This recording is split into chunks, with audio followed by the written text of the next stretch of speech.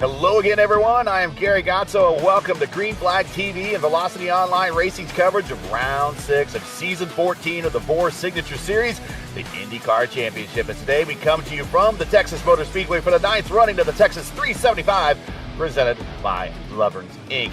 I am so thrilled to be joined in the booth by one of the great voices in all of iRacing broadcasting. He is the czar of the iRacing broadcast booth. It is the great Justin Prince. Justin, my pleasure to have you here. Welcome to Texas Motor Speedway and the Velocity Online Racing IndyCar Series. Thank you very much for having me. It's going to be an interesting race today because we've discussed a lot when it comes to some of the potential attrition. We've seen troubles in the past, as you see on screen, where attrition can happen a lot when it comes to the circuit, Gary. Tonight, it's going to be about, can you manage the tires and can you manage that drag race to the end? We're expecting about 50 laps per stint, but we don't think they're going to quite make it 50 laps per stint with the tire wear that we're hearing on the left sides. The left sides are wearing quite an awful lot, and to the point that they might have to cut some of these stints a little bit short, more along the lines of maybe 40 laps or less, thus turning this into about a 6-stop race. So lots of times when we hit pit road, just tons of mistakes can happen if you're going to hit pit road 6 times, but that's assuming we go green the whole time. And I don't think we're going to see green flag racing from flag to flag.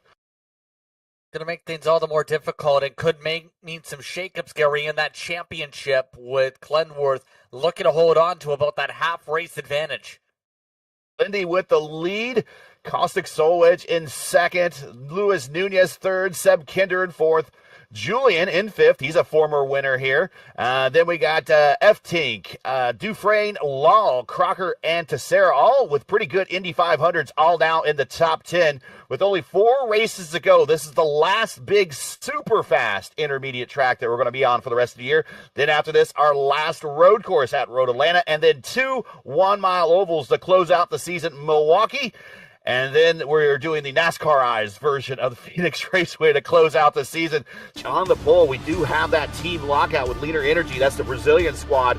Vitor Guilherme with his first ever pole here in the series. Edson Santos second. Then we got Strauss and Sasia in row 2. Violas and Brewer on row 3. Lal and Teixeira on row 4. And second in the points, Solwich and Crocker on row 5. Moving on back to the mid-pack, we got Pim and Julian, teammates in row... Actually, Pim is actually on his own team now. Pim used to be a teammate to Julian. They're on row 6. Julian's teammate Christensen, 44 Nation, representing in row 7, right next to Shane Coker. Kinder and Jensen in row 5. Inch and Watson on row 9. Mitchum and Nunez with no speed, on row 10. And then our winner from Indy, Clindy, on row 11. Dufresne right next to him. And Hatzma back on row 12, all by himself, shotgun on the field. He'll watch this start from the best seat possible, all the way in the back. Field is now under the command of Vitor as the pace car pulls off. And for the call of the opening lap, we'll turn it over to Justin Prince. 88 and 122 on the track temps. Here we go. Oh, we're already spreading out. Chaos already as they start. Mateus Strauss tries to go for second as the rest of the field takes an offset 4 wide to start for the back straightaway. Oriya squeezed to the wall, nearly the contact there for Saucier. Saucier drops off back, all while the 21 machine runs away up front. That on the outside and a little bit of a kiss on the wall, but pulling away with his teammate playing rear end right now. Matt Brewer already challenging for second out of third. Talked about the need to be able to search around a little bit, maybe get those jumps on the way jacker, but better yet, make sure you find some cleaner to the nose. It's going to be difficult to make some of the moves. Saucier, at the very least, finding confidence there. Look at this up front, though. Santos, Alonso's trying to charge up and take it nearly to the grass. There is a lot of suction scenes with this car tonight, but as you can see, it's so hard to make the car just stay to your line. Brewer just pushed up the track. Vitor purple lap that time by. They're just getting faster. 205.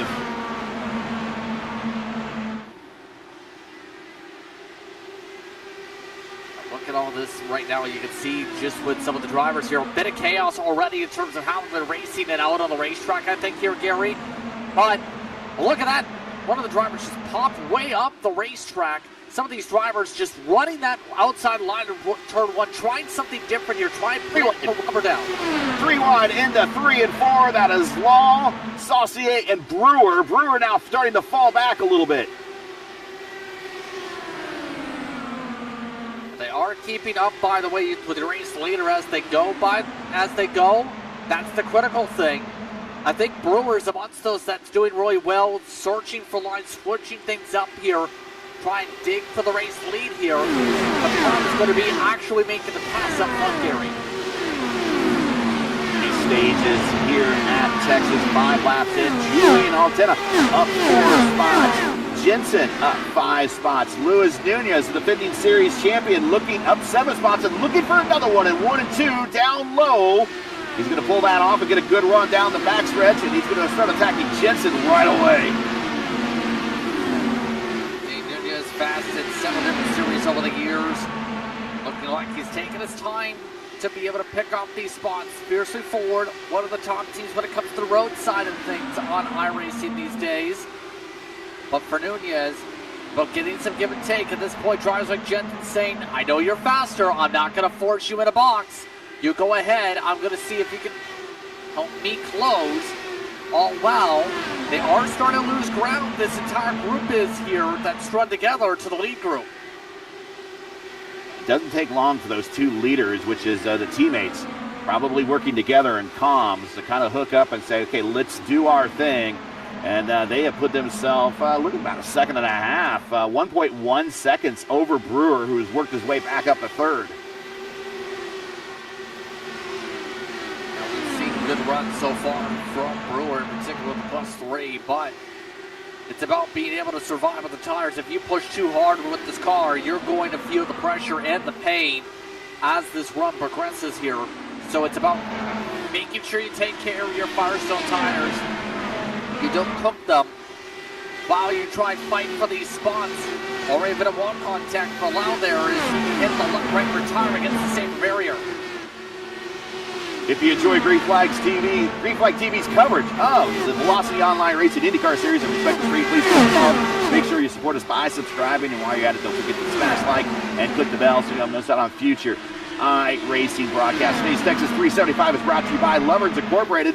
Lovern's provides professional services in renovation, remodeling, painting, and mold removal for government, commercial, and residential projects.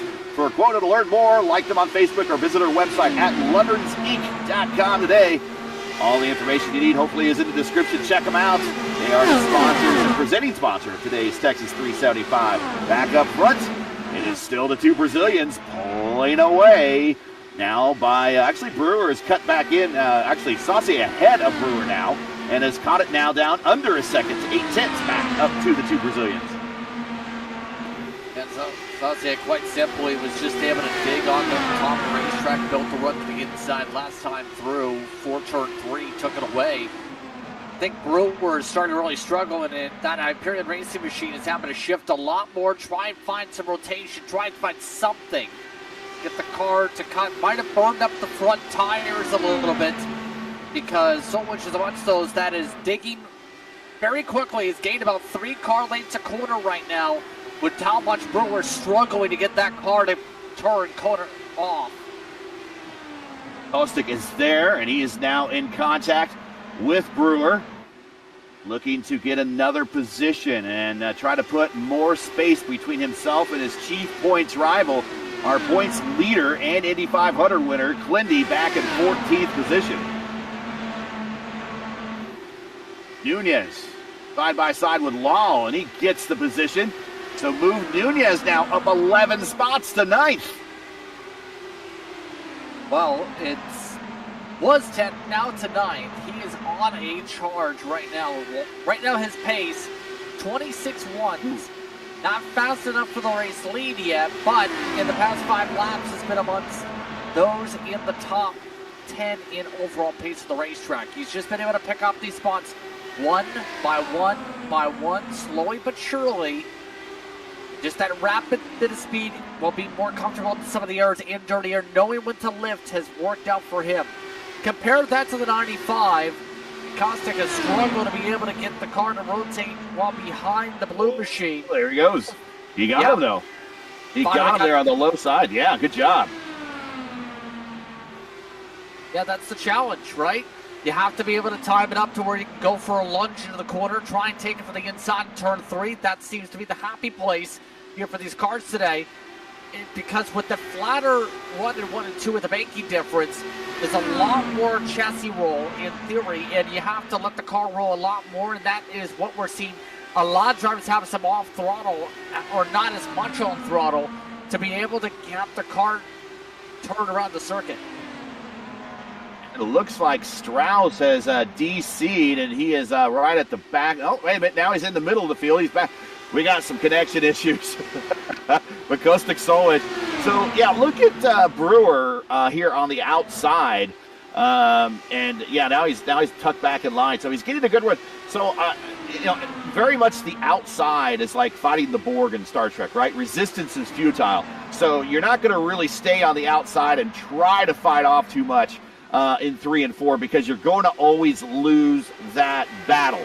But the way to do it is to keep your car in contention, get a good run down the front stretch, and maybe get a slingshot attempt going into 1 and 2, where you talked about a little bit flatter, a little wider, and allow that car to roll. But it looks like Solwich is now pulling away, and now we're watching a battle for third spot now between Saucier and Santos. Yeah, these two still battling it out. Santos losing ground. He had been preferring to run the high line for the most part around the circuit. Saucier's been able to build momentum as this run goes on. Took away his top line. Was just able to drive around him, quite simply, to make the pass.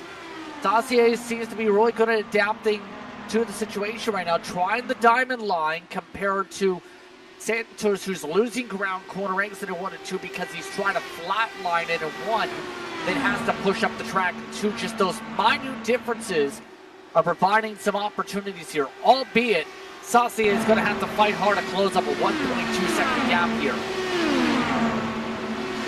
He's among the fastest on the racetrack now, but you're right, still a 1-second gap up to Vitor. Vitor getting the benefit of clean racetrack in front of him, and that is definitely the difference right now.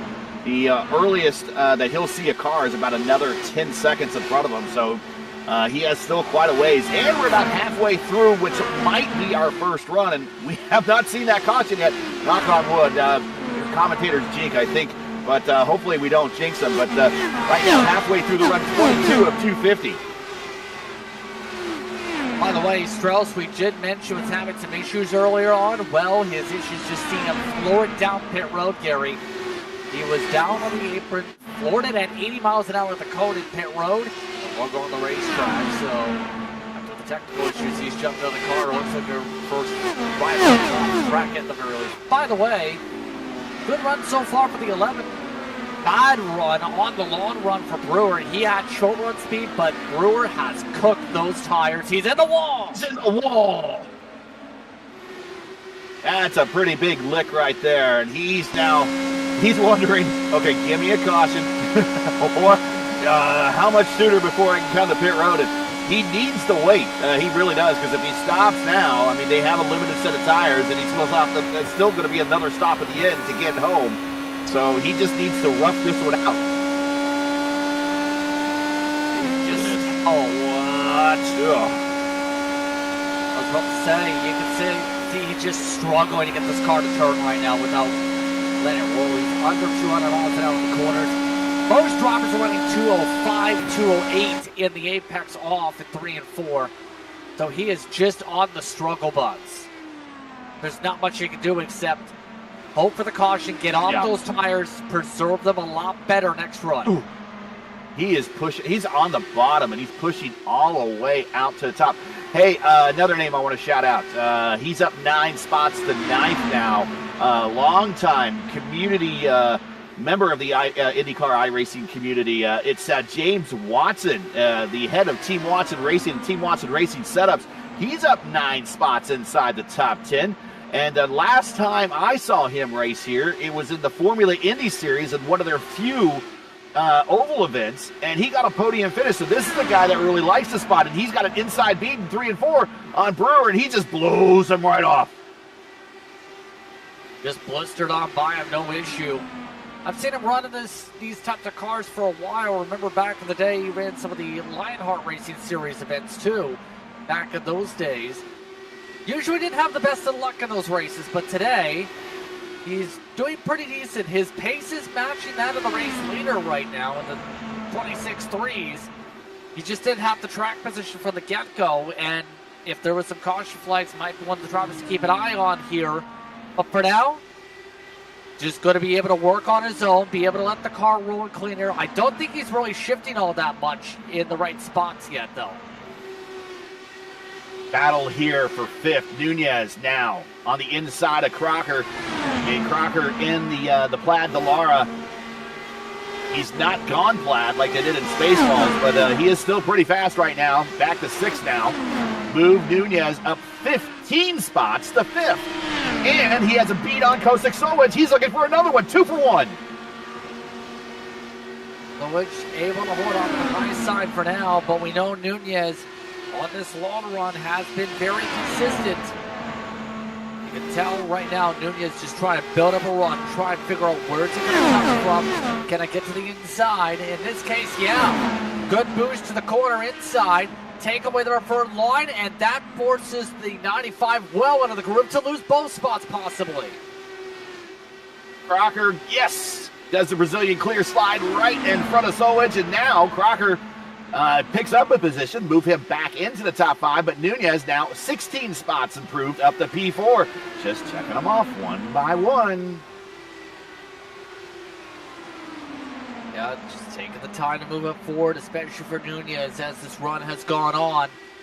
Just trying to maintain the grip in the tires. Still have to make it another 20 laps to, in theory, make it on the fuel number, Gary. We should see a pit party pretty soon for these drivers. With how these laps are going, it looks like Noah just now cooked his tires. With how fast Kostik is losing spots lap after lap all of a sudden, too. Yeah, Julian got a heck of a run on the bottom through 3 and 4 and just blew right on by him again. So Julian saving the tires, working his way up to the field. He's up 6 spots. James Watson up 10. And another name I want to shout is our points leader, Clindy. He's up 12 spots, and he's in the top 10 now all of a sudden.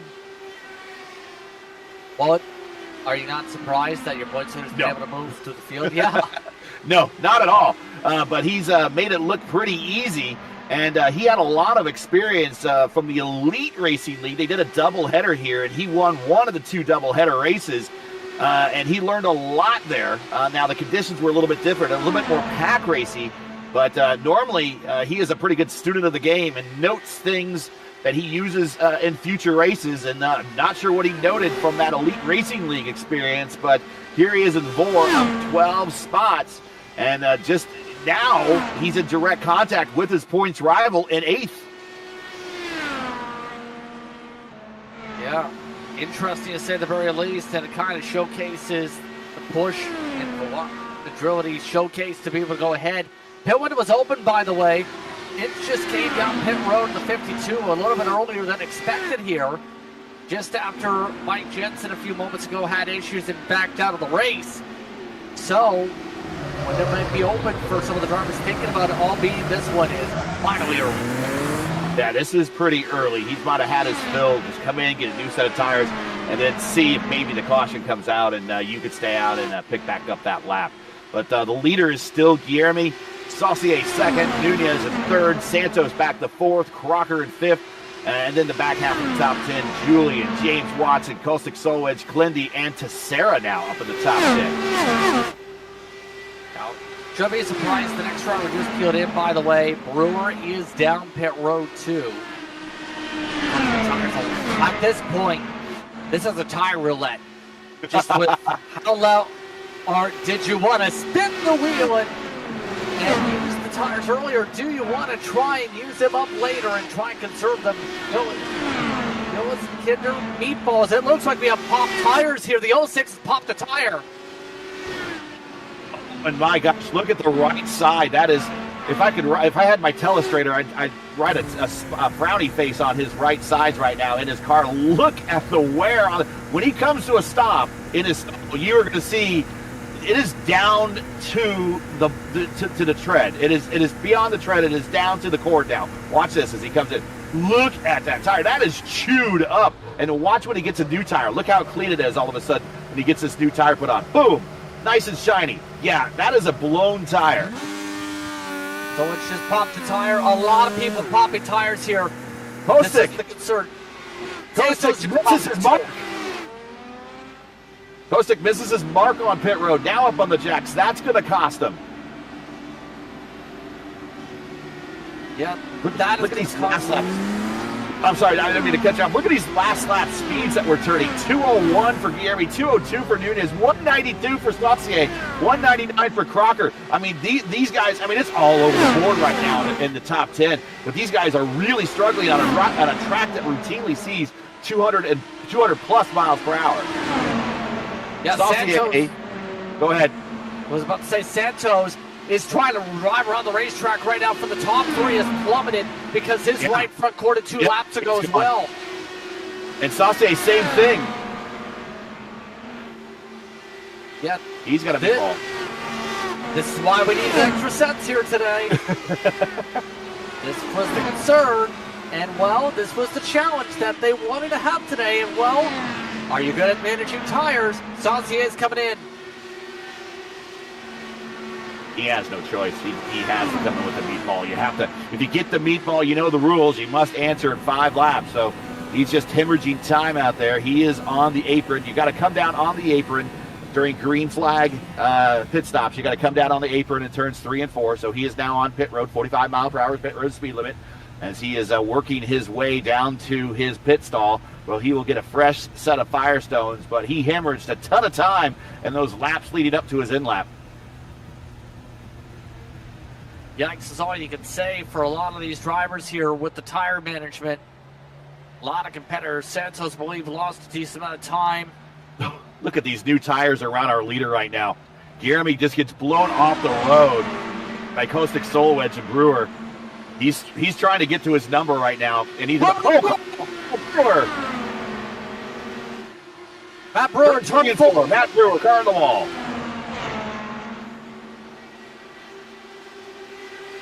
Yeah, the 14 just slammed the wall. Somehow no caution flag. Quite simply, I think he just got hit out of the way by the 95. Only 6 laps after his pit stop. So let's take a look. Did Kostic brute force his way in through here? Yeah, watched the run 3. Did see this on my end here, but you see, just let him go. And then Brewer is going to take the higher line, but Solwedge. Oh, well, Brewer came down a little bit, and it front wing contact, and Brewer sent to the wall and destroyed the right front. He's cooked. Paul Tracy be proud of that. That is total chrome horn right there. Yeah, but a chrome horn kind of destroys your front wing in this case. Right. And it destroyed the right side of Brewer's car. And another good performance ruined early by wall contact for Brewer. But now, back up front, it is Luis Nunez who has not stopped Vitor Guillermi, who has lost the lead. He has not stopped either. Then we got Crocker, Altena, and Watson now, your top 5. Everyone back to P13 is still waiting for their first stop as Saucier sets a purple lap at 2:07.5 with those brand new tires. He's only 4 laps into his stint, so he's trying to play down some big laps and maybe try to do an undercut on some of these guys that are staying out a little bit longer. Vitor's popped the tire as well, by the way. He's got Cordy now in the right front. So Nunez at that point just took advantage of that. It's visible for the 21. I'm surprised he hasn't peeled down yet, actually. He's lost a ton of time here with the cording. Meatball for Vitor. Yeah, he's got to come down to this point. He can't even turn the car in 1 and 2. See if he can get the pit road. That's definitely a down tire when you get the meatball. The outside of Seb there. Does he come to pit road, or is he just going to take it for another lap? He wants to get the 50. He wants to make this a 5-stopper. Or a 4-stopper for 5 stints. Oh, keep it off the wall. That is an upset car right now. That is a very, very upset car. Well, Julian made it clear, apparently, in discussions with the production side, that meatballs were going to be common today. You can tell why. The stunning thing to me is why you would sacrifice willingly, Gary, 4 or 5 seconds on the racetrack for the blown tire. That's going to destroy you long run unless you get caution flags. He's going for that. So he wants to do it a 4-stopper and then do 5 50-lap stints to get to the end. That's what he's trying to do. So he has got his mind set on that. But the rate we're going, I would sacrifice that strategy and pit a little bit early, knowing that the way that these cars are behaving, especially they're going through their tires, we're almost looking at guaranteed yellow time at some point in this race. Now, these guys can come out here and surprise me. We go 250 laps of caution-free racing. But with tires blowing, I find it really hard to pull that off. But maybe they can do it. We've seen them do it before in races such as at iRacing Super Speedway and Daytona before, where the VOR series is visited, and they went caution-free. So if they can do it there, maybe they can do it here. Nunez, by the way, did pop a tire. So, as expected, he did make it past 50, though. He's in a good spot. Alternate is in a hugely good spot as well. You know who's also done well?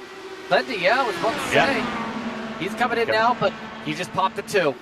Yeah, he's coming to pit road right now. Not presented quite with a meatball, but he has probably worn that left side, that right side pretty well. Ooh, slides it into the speed zone there. Julian, now your leader. Teixeira has babied his car up in the 2nd spot. Shane Coker has also babied his car up in the 3rd. Lindy on pit road in 4th. Kind of an awkward angle on pit road, but he's down and away. Race leader just popped the tire here, too. I'm surprised we haven't seen anybody just have the tire warning go straight into the wall at this point. It's been decent car control. Gonna hold on here. And Alton's just trying to stretch. Now it's a chance for those who have had to pit so far to gain time with the race leader, because the 11 is not coming down with the meatball flag yet, and is willing to sacrifice time to go as far as they can, try and limit the tire wear at the end of the race possibly, or at the end of some of these runs later. This is a lot of time lost, having to roll 164 miles an hour just to make sure it goes straight to the safer barrier for the 11. Now, last lap speed for Julian, 194, Coker 195, Saucier 201. Luis Nunez with the fresher tires, 206.3. He'll just get faster.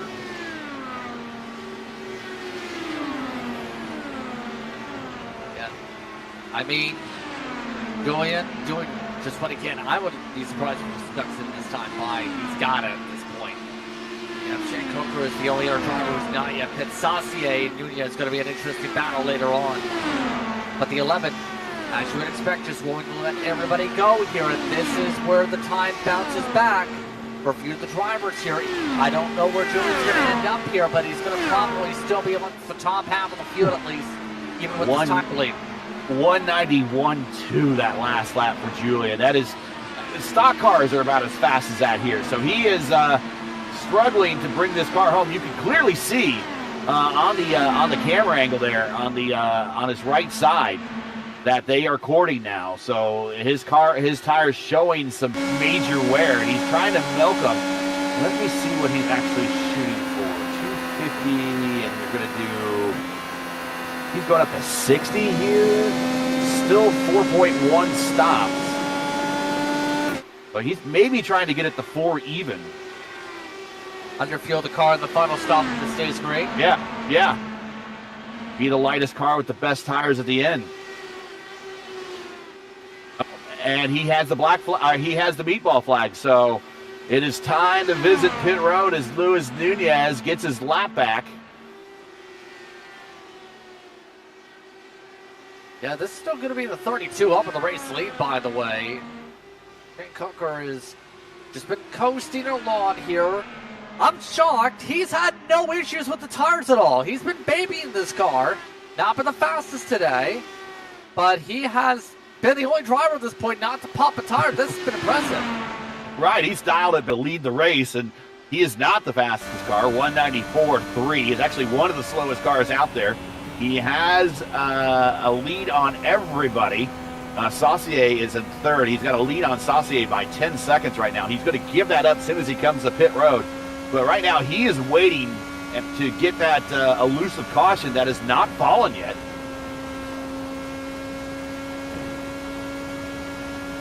Yeah. Get the luck of the green car, maybe. Normally we don't see the luck of the green car, but he's certainly rolling the dice and going for that luck. Yeah, I think with his track position situation early on a little bit, kind of had to roll the dice to get out of the mid-pack. Looks like he's coming in this time, so he's now reached about the end of the fuel tank. So 61, 62 laps. Well down to the run, not going to see him up in the front here, but puts him on the freshest tires out of anybody in a tire wear type of race here. Omar Nunez and Saucier are fighting for the lead. Net.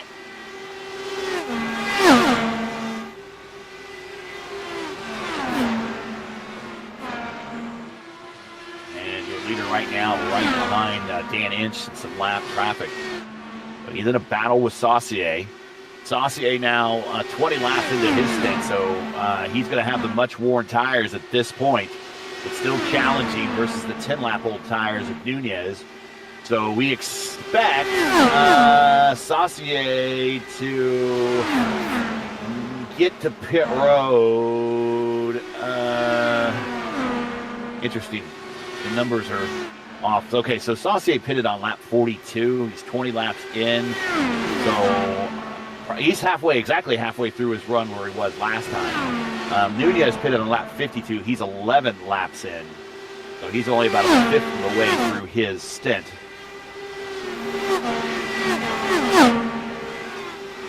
It's going to become a bit of a math equation for some of these drivers who are already halfway through some of the fuel runs. Absolutely here. That's going to be the tough thing about where this is going to play out now if you push too hard on tires. We'll say there's a lot of separation, not as much aero wash you would expect with some of the gaps you have here. So potentially less load on the tires depending on how you go. So there is a bit of opportunity maybe for not as bad tire wear if you're able to just balance how well you're pushing this car and how much you handle the on-throttle time in the corners to make sure you make these tires last a little bit longer here.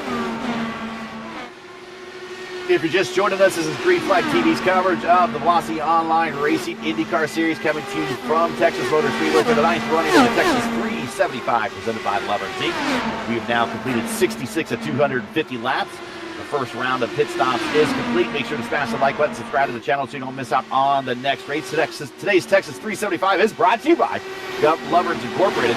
Lovern provides professional services and renovation, remodeling, painting, and mold removal for government, commercial, and residential projects. For a quote to learn more, like them on Facebook or visit their website at loversinc.com today.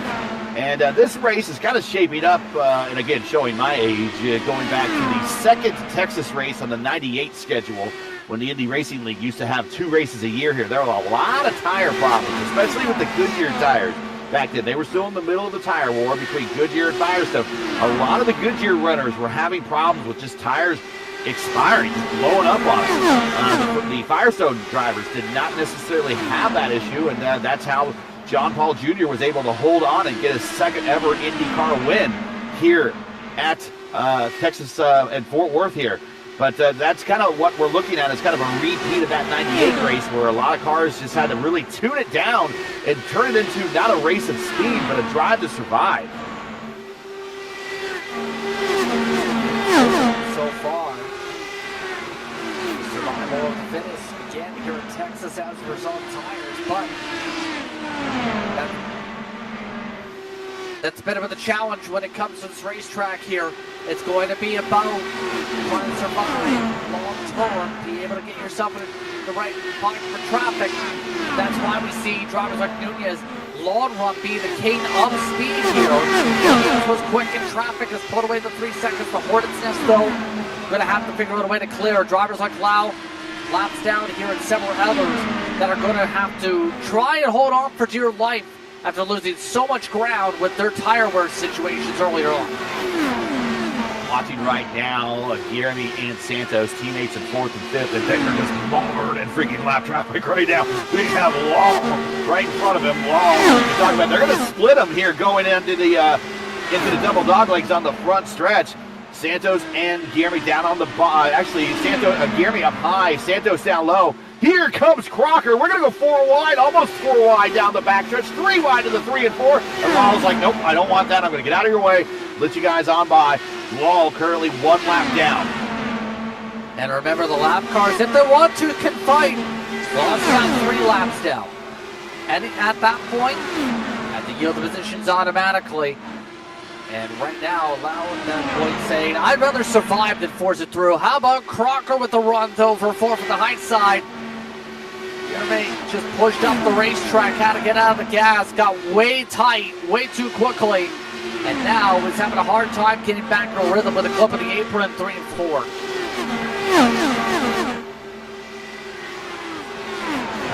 Now also joining that battle with Edson Santos is kind of one of Edson's chief rivals in a lot of other series we've seen. Certainly in the votive Indy Oval Series. Here comes Clindy, your points leader, taking a peek to the inside on Edson. Those two guys fought out for the championship last season in votive, and here they are side by side off of 4. And Clindy right now has the edge, but going into turns 1 and 2, that high line is going to come in. It's going to allow Edson a bit of a run, but not enough. And now Clindy, Brazilian, clears the Brazilian, almost contact. And now he tries to go to the inside on Vitor to get the position on Vitor and move himself up the 5th over the pole sitter. That got a little bit dicey once again, to say the very least. Clindy, though, no damage, no major issues despite that little bump. He's got the speed long run. Remember, was one of the drivers that was able to push a decent bit on the tires before. That's allowing him to just carve his way, even with a couple lap difference. That tire difference, Gary, is huge to be able to dig on this racetrack with the temperatures today. And let's take a peek and make sure we do have an update on temperatures. 88 ambient, 121 on the track temp. So the track temp is it's up there. I've seen it higher before, but typically during fixed Indy 500s or when we go down to Atlanta, I've seen higher track temps. But Nunez 25 laps into his stint, Saucier 35 laps into his stint. In fact, I expect Saucier to come to pit road about any time. He did 42 laps on his first stint. So I suspect he will do very similar to that and try to keep a similar strategy. James Watson, very quietly, up 15 spots to 3rd. He's up, he's 27 laps into his stint on a roughly the same schedule as our leader, Nunez. Marshall, who is right in front of Clindy, and that is a direct battle for 4th and 5th right there. Marshall, 26 laps into his stint, Clindy, 25, so they're about on equal footing right there.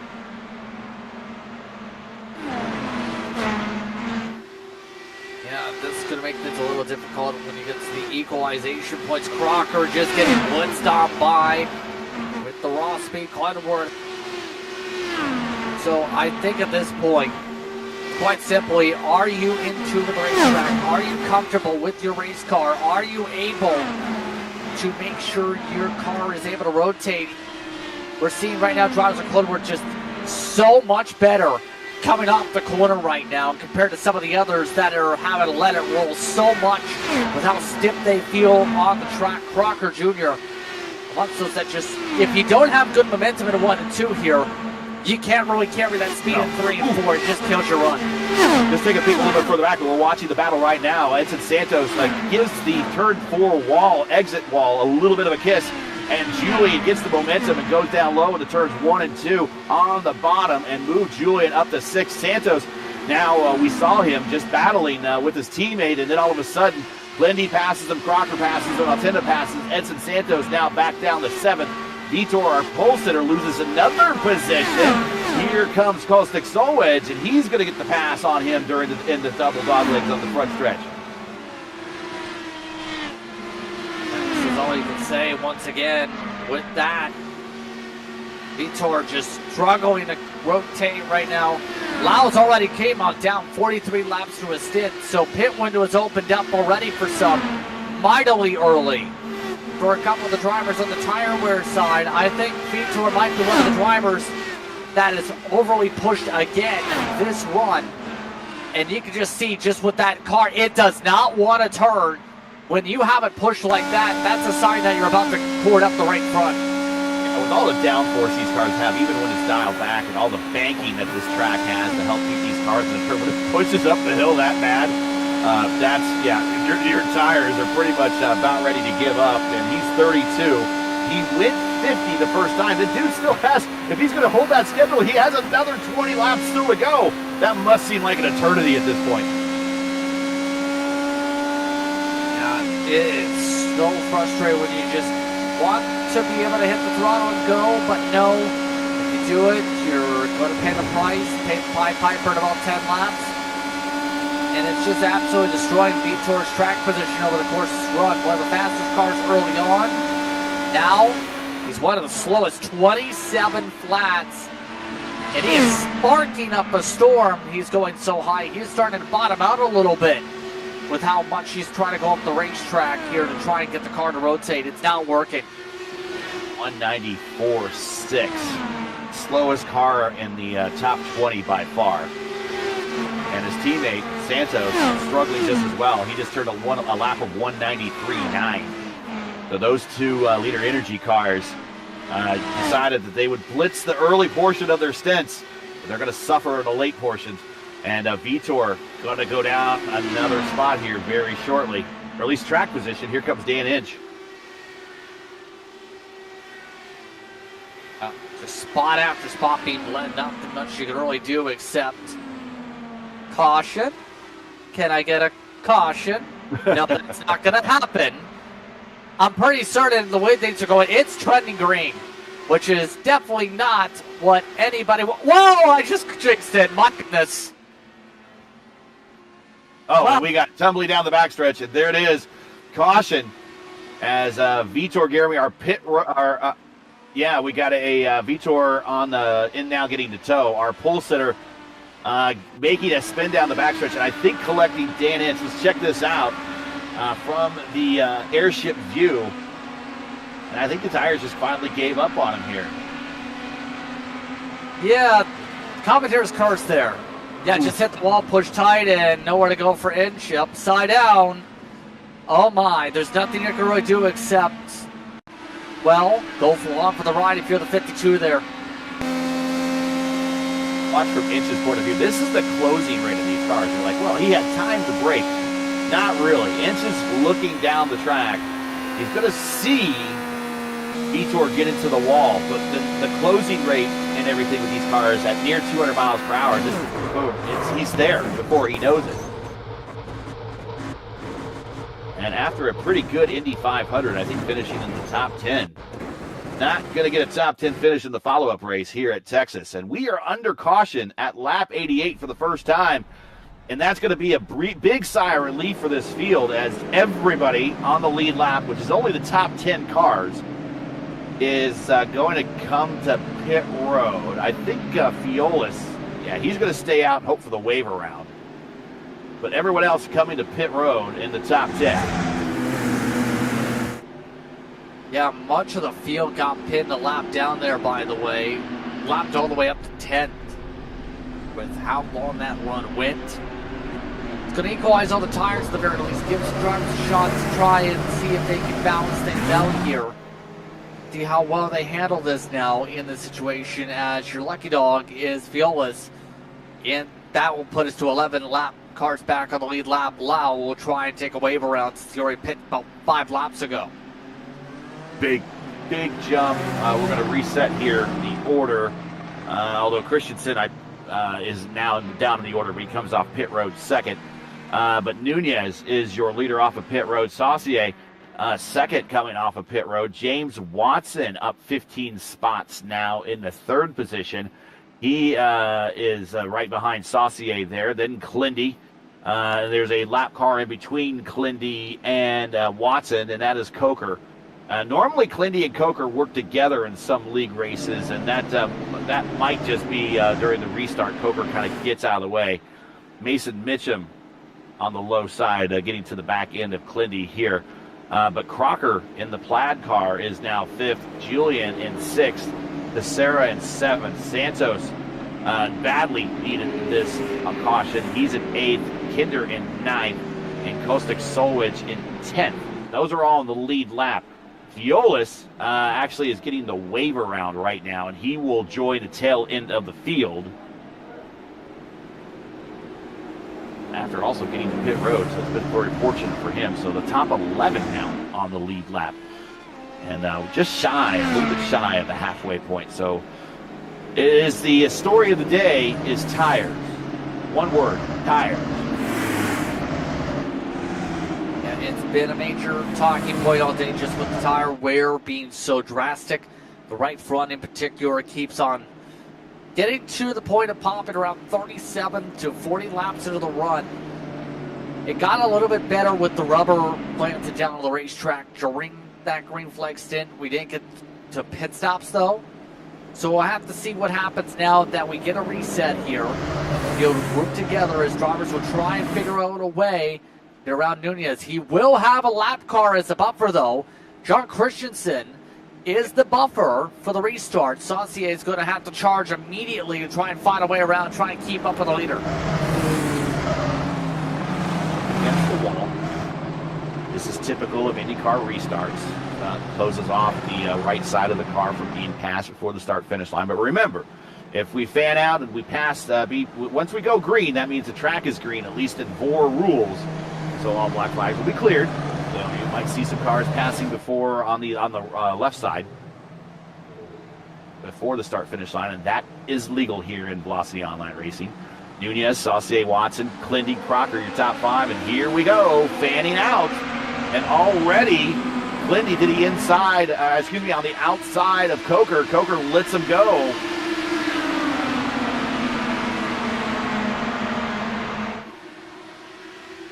Surprise. See Saucier immediately take that spot for Christensen to the racetrack. Oh, Christensen blocks it in Watson. Watson had no place to go. He had Clindy on his outside, and Clindy with a big run on the high side through 3 and 4. On the high side here of Clindy and 44 Nation. He's going to try to hold him off into turns 3 and 4, or 1 and 2. But with that runoff of 3 and 4, unable to do that. And now Clindy, your points leader, move him up to 3rd in direct contact with your race leader and Saucier in 2nd. Saucier, you've seen tuck the hook in 1 and 2. Can he take the look this time again? Already, Nunez knows he's got to have to block the inside. The inside line's been the way to pass here much of the day. And Saucier tried using the outside line earlier on for some of the runs, burned up his stuff. Trying to make the play as here we go. Clinworth for the 2nd.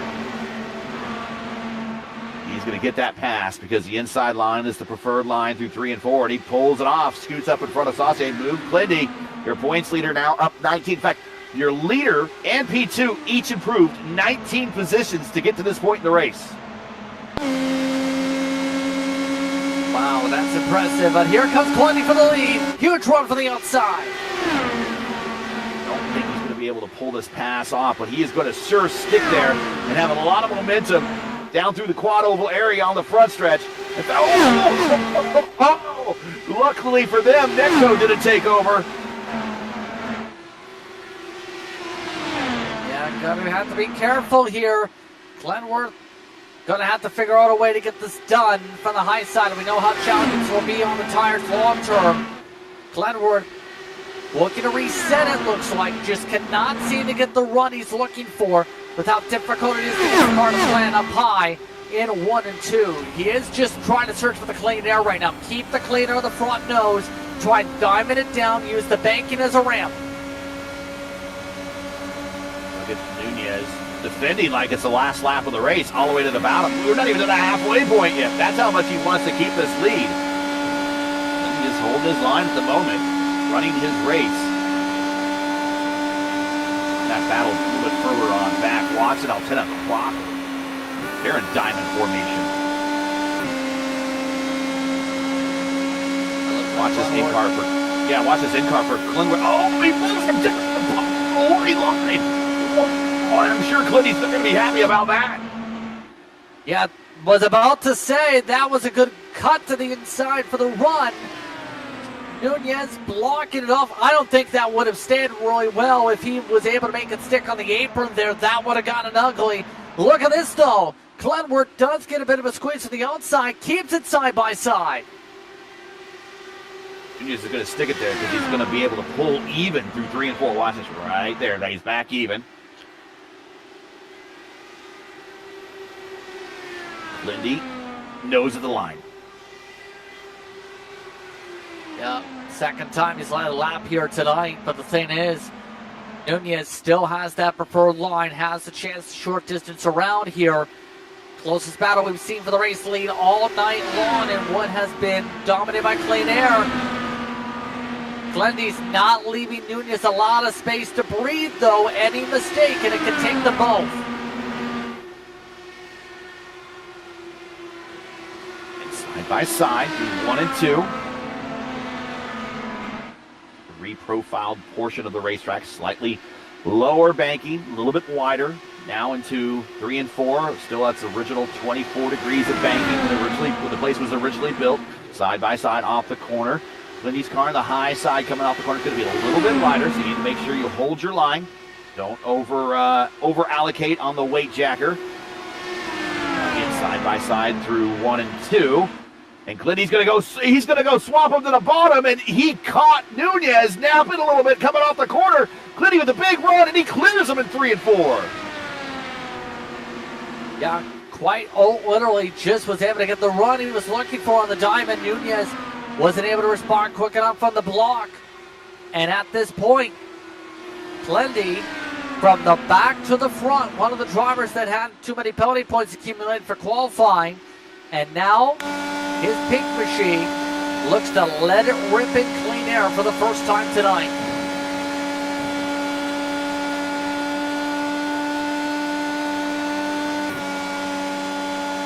20 spots improved for Clinty. The points leader, Indy 500 winner.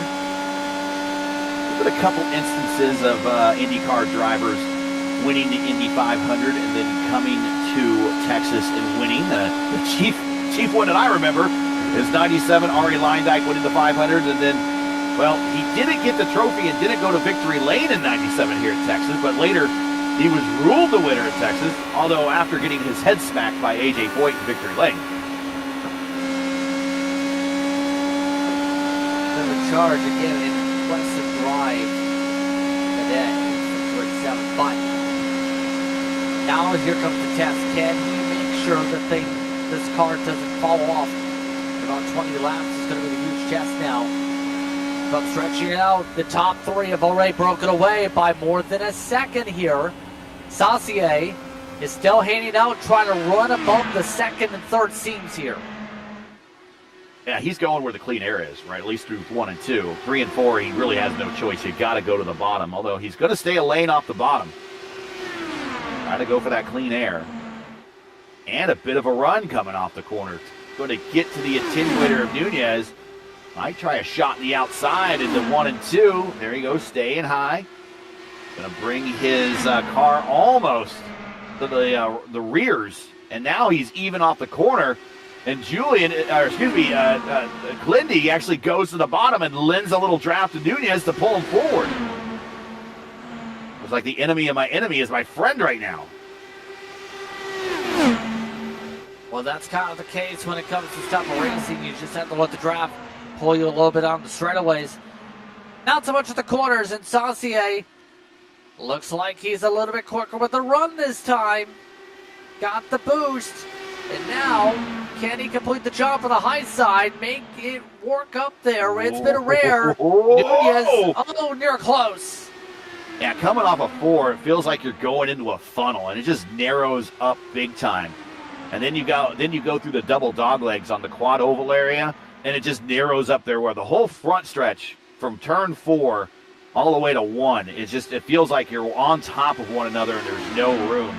Kind of opens up in 1 and 2 and down the back stretch, but man, that whole front stretch area just really feels narrow and single file. Yeah, it's so difficult to be able to run down in that quad oval section to be able to make some of the passes with how much you have to be able to make sure you don't hit the walls. You have to let the car have some space around you to make sure there's no contact. Not like a stock car where you can run side by side, albeit a little bit archy-barchy there. Saucier looking like he's trying to wind up the run though for that section. Looking the high side is happy place. Lindy is a former IndyCar Oval Series champion, regular top split performer, champion of the Votive Indy Oval Series, but winner of the ISRA Open Wheel Series, two-time winner of the ISRA Open Wheel Series. A multi-time IndyCar champion, 2 fixed Indy 500 wins in May. Finished on the podium in all 4 of his races, finished every single lap in his Indy 500s and the fixed Indy 500s in May. Definitely looking to put another feather in the cap here in the VOR IndyCar Series. Not only get the Indy 500 win, but win the championship and go down a long line of other VOR champions, including Jesper Orman, his teammate, Mark Murphy, also Julian Altena, former series champion, Luis Nunez, Alex Van de Sande. Long list of champions here in the Velocity Online Racing Series. Outside, Saucier taking a peek. I don't think he's going to have the momentum on the high side. Remember, I said resistance is futile up there, and he's going to get back in line, but he's not going to stay in the draft long. Ooh, Lindy clips a little bit of the grass. Now into 1 and 2. Lindy got to keep the bottom. Feed a little dirty air to Saucier. Saucier up the racetrack, almost out to the wall that time. But Lindy now is able to pull away almost by 2/10. It's Clindy, Saucier, Nunez, and then we got Crocker and Altena back at 4th and 5th in single file. Edson Santos is 6th, James Watson 7th, Kosik Solwich in 8th, Seb Kinder 9th, Tessera in 10th, Yolis last car on the lead lap at 11th. Again, back to the marathon pace is all you can really say for the field right now. And Saucier, I think at this point, might have burned up a little bit of stuff again, just trying to push from that high side. Isn't able to close up as much as he could earlier on with those runs up there. We'll have to see where things look in a moment. Yeah, just had to get off the gas. It wouldn't turn this time. And now he's starting to struggle to get that adjusted right now to be able to get that extra turn he's looking for. Clindy pulling away now, 4/10. As Nunez and Saucier battle out for position, move Luis Nunez now up to 2nd, Saucier back to 3rd. And while they were battling, it just kind of gave Clindy a little bit more breathing room between himself and 2nd and 3rd. Oh, Julian going to go back to 4th and 5th. Julian taking a peek to the inside of Crocker. As we're back up to the 1st, 2nd, and 3rd as well. They're side by side. So we got 2 direct battles going on the racetrack right in the top 5. It is Nunez now getting the shot on Saucier. Julian gets the pass on Crocker. Move Julian up to 4th. Crocker back to 5th. Nunez up to 2nd. Saucier back to 3rd. Oh, a big block all the way down to the bottom of the racetrack. Luis Nunez was having no part of it. That was a mega Pruitt fade.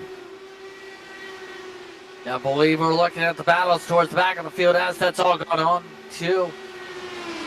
Try and take a look potentially at that. Van Gastel trying to hold on for now. But you mentioned Nunez getting aggressive on the blocks. Well, let's take a look at the replay machine. Side by side.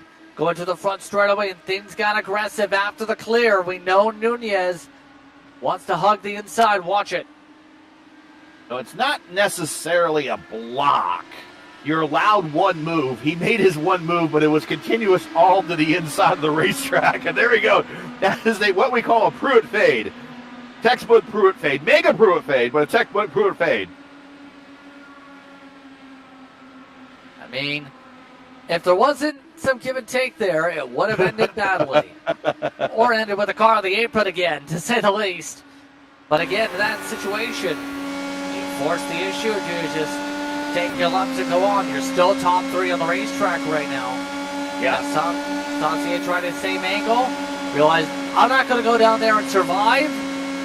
wanted that bad, take it. And the gap has now grown 7 car lengths.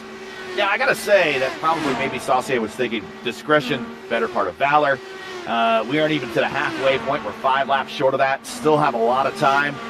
But I'm willing to bet later in the race, if Nunez does that again, I don't think Saucier is going to be as forgiving as maybe he was this time. I don't know if he got into the microphone and maybe yelled something, but he certainly noted the incident going, okay, all right, if that's how you want to play, I will, it's the golden rule. Do unto others as they've done unto you. Well, the golden rule will be applied at some point later in this race between Saucier and Nunez if Saucier gets his chance at it. Yeah, I think just long term, Nunez and Clunworth have been the kings of the field, it seems, especially Clunworth as of late. But some of these other drivers here are starting to really fall off. You see the Plaid machine, for example, on the screen. Crocker Jr., the Canadian, his speed right now, 26.4, 3/10 on the leaders. He's just been on the struggle bus in 1 and 2 again. Watch again, just struggles to get this car to get to the bottom, and when you struggle like that, you can't do much. The Plaid car. One of the different speed modes you can apply on your Tesla. It's Plaid and Ludicrous mode. That's from Spaceballs. We've gone from Ludicrous to Plaid. And Plaid not as fast as it is in Spaceballs today. 6th right now currently on the racetrack. 35 laps into his stint. And while I mentioned that, remember, a lot of the cars have been shortening these stints up and have started to pit about every 40 laps now. And we are knocking on that door with everybody who came to pit road at lap 88 and 89 under our last caution. So pit road is about to get very, very busy. Today's Texas 375 is brought to you by Lovern's Incorporated. Lovern's provides professional services and renovation, remodeling, painting, and mold removals for government, commercial, and residential projects. For a quote or to learn more, like them on Facebook, you can visit their website at loversinc.com today. They are the proud presenting sponsor of this race, and we are looking at pit stops, very, very shortly, as everybody 37 laps into this stint since our last round of stops under caution. Glendy and Nunez, your leader, Saucier 3rd, Altena 4th, Edson Santos now 5th, Crocker, Watson, Solwich, Kinder, and Teixeira is the remainder of your top 10. Yeah, and the spread already up 8 seconds, I was about to say here. Yeah. It's a decent spread, and we might be at range of some of these drivers getting a lap again during the pit stop cycle if we keep on going here. Just with the amount of fall some of the drivers are hitting compared to the race leaders. All that being said here. Battle. Look at that. Battle for 3rd. Saucier and Altena. Oh, and Saucier slices down on top of Altena at 3 and 4. Yeah, I was about to say, and Renault Altena is having to stretch the tires a little bit more compared to some of the others. He's not the fastest on the long run, but he knows how to get the tires to survive. Just passed him on the outside, and that kind of showcases how strong the tires are right now, the 11.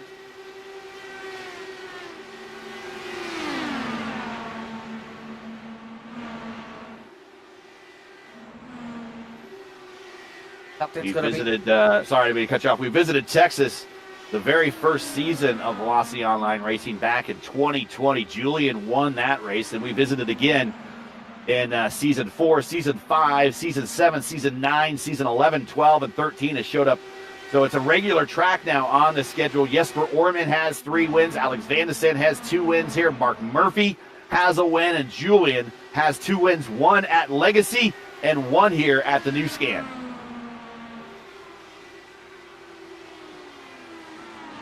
Yes. Watching, I'm sorry to cut you off again. Watching Edson Santos and Bryce. We're learning each other's cadence here. This is the first time we're working together. Saucier to the inside of Edson Santos, taken away. Yes, indeed. I was about to say, Saucier just plummeting all of a sudden. I think that's kind of the sign of how the tires have really fallen off. We have made it a little bit longer than the first runs of the race, by the way. So drivers have learned how to preserve their tires even with the hotter racetrack compared to the all-out push earlier on when everyone is so much closer together. This one, Santos just trying to pull away very rapidly. And remember, He was one of the drivers that was fast before the tires went, nope, that's too fast. Yep. I think he learned a little something. Also, his teammate's out, so maybe his teammate gave him some pointers as well. But he has learned a little bit something. I think he's surviving a little bit better this stint. Julian now in third. Santos fourth. Sauce back to fifth. James Watson sixth. Back up front, it is still Clindy and Nunez. Nunez has not left the attenuator of Clindy, letting Clindy know, keep looking in his rearview mirror, and you see that fiercely forward paint job right behind you. It's like a very angry bee. Yeah, I know there was some question marks. For some reason, Nunez put a question mark over the sim. Not sure why he had a question mark. He's just been riding. Quite simply, just riding, biding his time at the draft, trying to make sure he gets as long as he can on the run here. I think at this point, Glenwood's starting to just pull away that extra little bit to Nunez, though. It's 5/10 right now, so he's just inching forward 6/10 now. Yeah. Now this situation with Clindy, though, he's not doing him any favors saving fuel, but I don't think we're looking at a fuel save race now, especially with the tire situation. I think everybody just knows to push to the 40s, somewhere in there, put on a new set of tires, go back out, push, get back into the 40s again, and just it's going to add up to 250 laps. That's ultimately what it's going to do. I don't think we're looking at much of a fuel save going on now, especially with the tire situation. Yeah, it's to where later on we'll have to see where things equalize out on the runs, but Saucier just plummeted all the way back down the order, now getting swarmed by lap cars here, in fact. Remember, the 10 actually just pit a couple laps ago, about 5 laps ago, went for an early stop. Yep. So the window is open here. The question on when does everyone duck down? 114 to go about next time by the stripe. The thing is, you do the math equations, the math is going to be tight depending on how things go. If you go 50-50 or within 14 laps of the end right now, for example. So you have to be able to maybe stretch it a little bit, try and get comfortable. We know it's going to be for certain one thing. That last stop's going to be probably a light fuel load. Yeah. It's going to be probably the amount of fuel you get is how much it adds up when you put the new tires on. Because I'm sure they're going to put new tires on for sure. I mean, they have to. There's going to be nobody who's going to try to double stint these things. Not today, anyways. So that's about 5 seconds to put on a new set of tires on these cars. Remember, they have pneumatic jacks underneath them. The crew member sticks in a hose that has compressed air. The jacks extend underneath the car, brings the car up. Single impact lug in the center of the hub for each one of these cars. Crew member undoes one, pulls the tire off, put the new tire on, reverse the gun, apply the new nut, and basically at that point the tire change is done. They drop the car and away it goes. So tire change is about 5 seconds. So whatever type of fuel they can get in 5 seconds, as we see a car on pit road, as a matter of fact, that's probably the fuel that they're going to need to get to the end.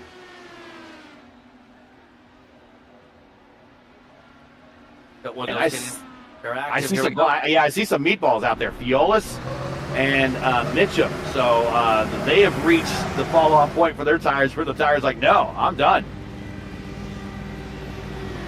Yeah, I think at this point this is much further along in the run by 10 laps than the previous runs through. So they are learning. It's just going to be, when do they duck down here? We're seeing some of the air drivers battle it out right now, try to stretch other runs here. Hinder amongst those that seems to be on the verge, maybe, with having to let cars go up from the 9th spot. Now, got to keep on marching forward here. You see right now, so much amongst those pushing forward to get all the way to Crocker.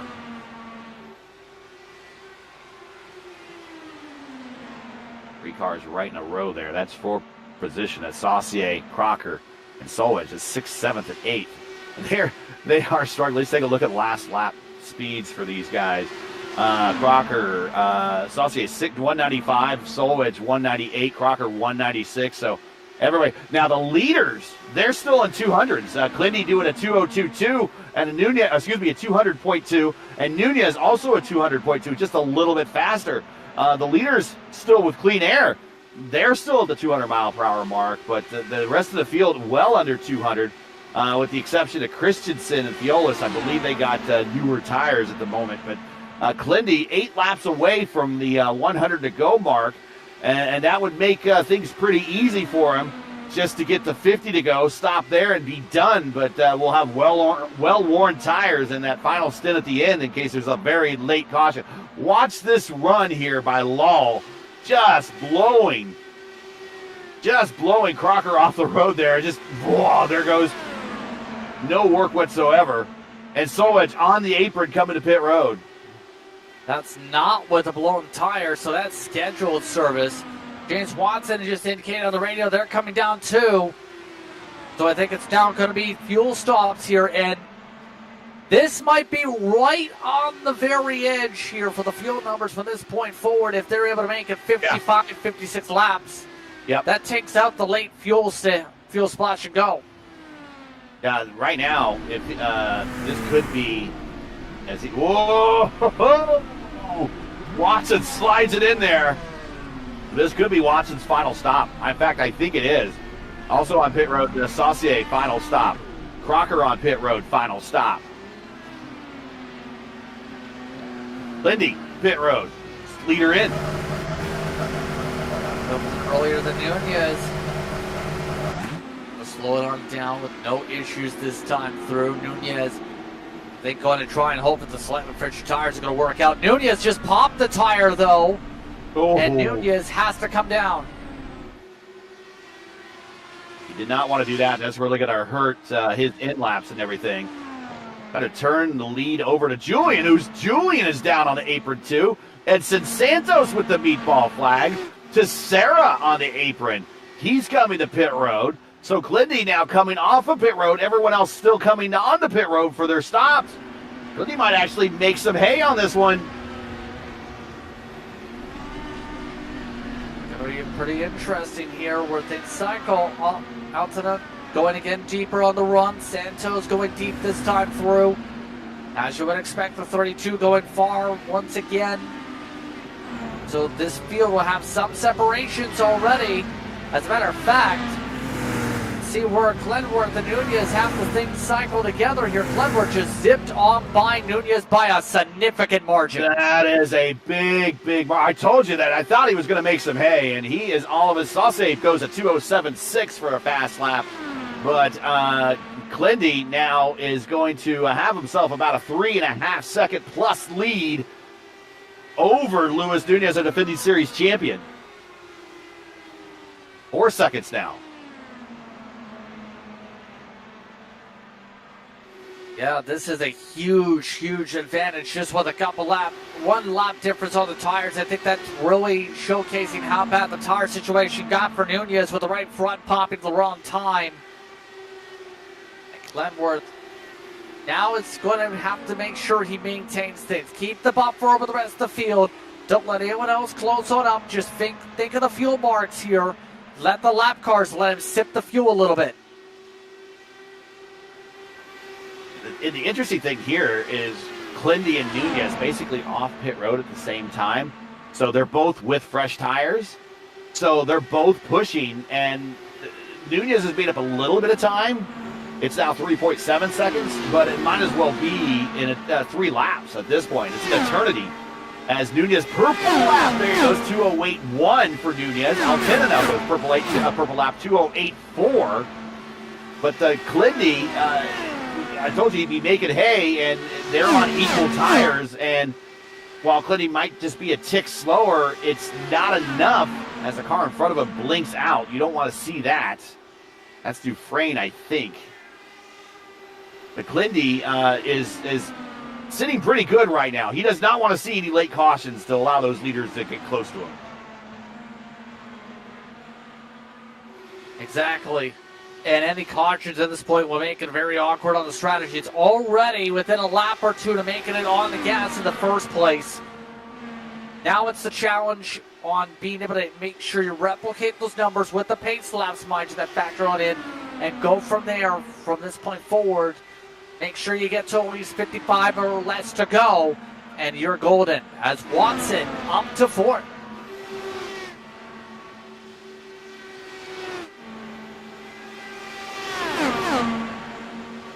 Yeah, and I did say on some of those stops, those were final stops, but I meant the next to last stop. That's what I'm trying to say.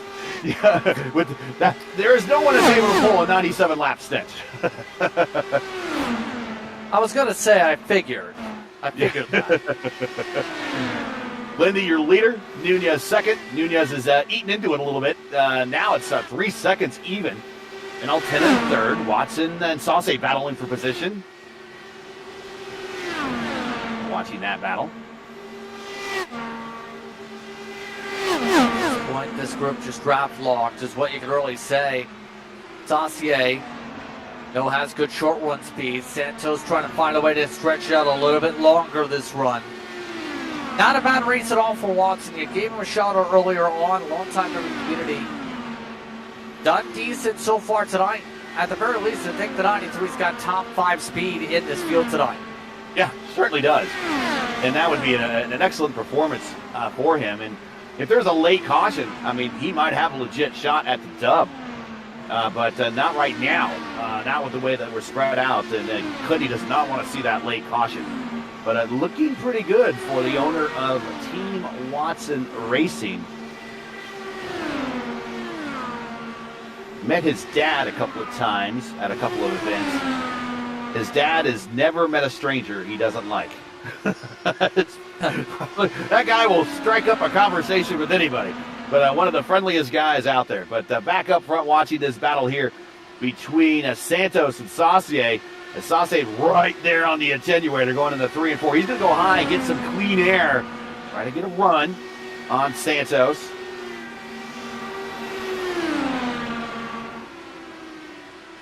Santos, former champion of the Velocity Online Racing Iconic Series, which was their DW12 series. He's a former champion there. Always very, very savvy on making late pit calls and making his car as light as possible on the freshest tires on that DW12 Dallara, that Legacy Dallara.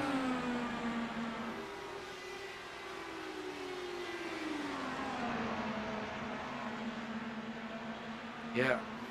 And right now, they're doing a good job. Just finding the rhythm and the lines. You can see already defensive. Santos making a slight move. Didn't want Saucier to build it up this time. Went for the early block. Forces Saucier to have to rethink how he's going to get this done here. It's kind of one of these races now where it's going to take several laps to set up the move, Gary. It's not as simple as, let's make the pass right this minute. Press the pass button. Push the pass. No.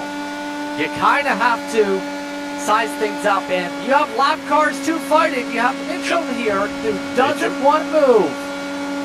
He's doing a good thing. He's just holding his line.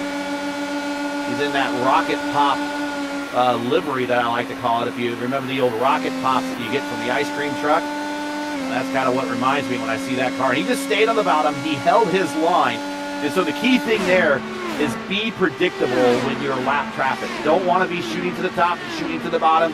Just be predictable. Allow the faster cars to do their thing and just hold your line. And I'm sure while each one of those drivers, Santos and Saucier, did not want to see lap car in front of them, they probably did at least appreciate that Mitchum held his line and was at least predictable and not trying to slow that group down any.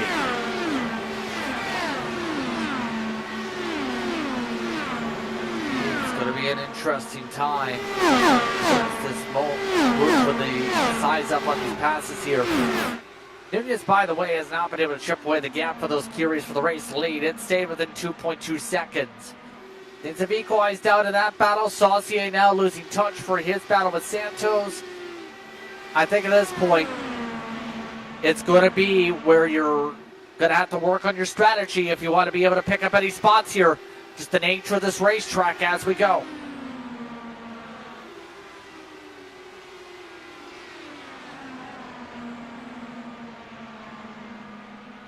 .87 to go here. Cars 17 laps, 16 laps, 18 laps into their stint, all throughout the top 10. Right now, top 10 still on the lead lap. On the tree there, the last car on the lead lap is Seb Kinder. And I like what Kinder's doing. He's had himself a decent race. He's up 5 spots. As we watch now Watson here underneath, that is Pim Van Gastel.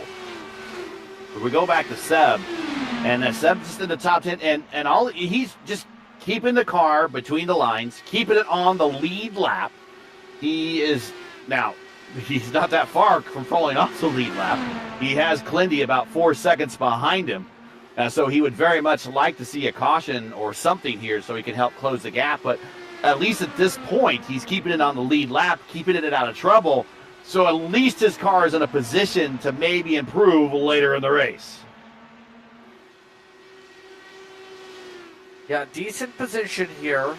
He is getting a little bit archy-bargy, though, with Christensen, who's a lap down still. But at this point for Kinder, he's been maintaining a decent pace. He's running 26.1s right now, but was running in the same ballparks the leaders past 5 laps before that point. The Frenchman's been doing exactly what he needs to do, at least in his own pocket, try and see where things settle out. Still at risk of being lapped, though, in the long term because they didn't have the track position in the lineup. Watson, by the way, in his lineup, closing on up. Oh, wow. Santos is pulling away. There's the look at the traffic.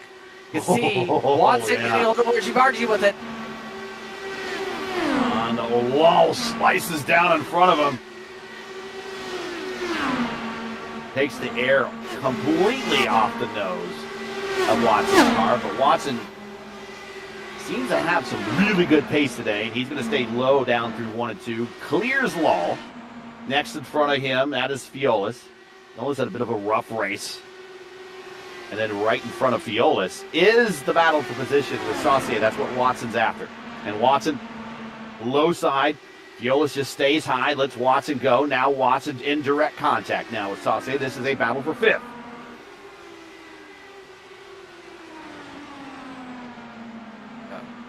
No good battling going on amongst them. I think Watson has the pace here to maybe close up. The problem is going to be the aero wash. How to fight through that.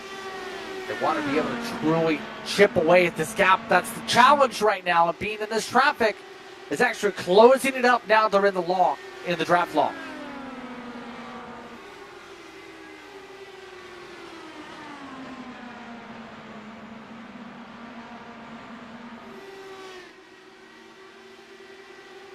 You're right now just searching the different lines, trying to get the bottom, trying to see to get the clean air on the nose.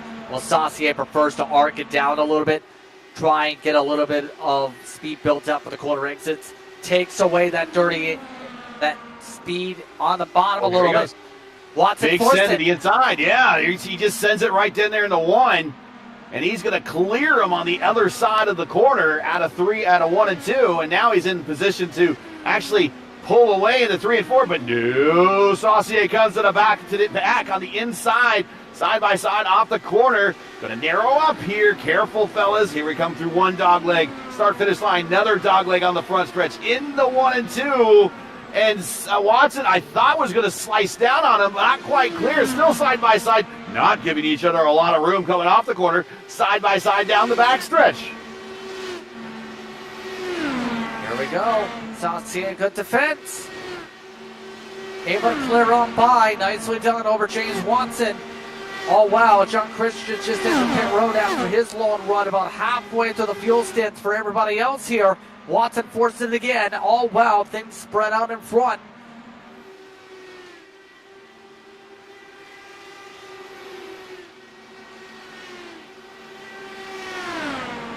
And the race for the lead is actually now down to a 10th side by side as Nunez has ran down every bit of that 3.5 second lead that Clindy got on the last handoff on pit stops.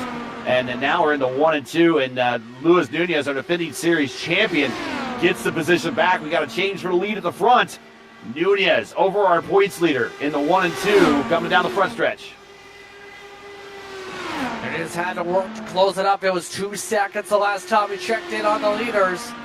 And Nunez, the long run king today, able to get the power down and make the pass. Slightly fresher tires. Now it's the question, can he keep it long term with 74 to go?